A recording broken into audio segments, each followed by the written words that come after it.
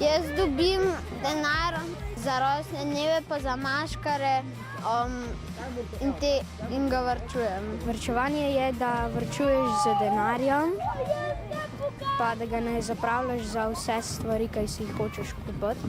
Zbiram žepnino, da ko ima član moje družine rojstni dan, da mu lahko kupim darilo. Zdi se mi še kar pomembno, da ko hočeš kakšno stvar, da si jo potem kupiš. Žepnino dobivam na vsak teden, če pospravim svojo sobo.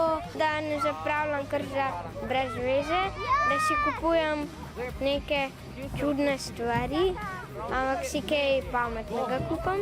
Telefon sem pa res rabil, zato ker telefon je bil pa že malo star, pa mi že tako ni delal malo. Varčujem pa tudi z kakšnimi drugimi stvarmi. Kakšnimi avtomobilčki, ki jih potem, kaj se več z njimi ne igram, jih komu podarim, ne pa da jih prej izgubim.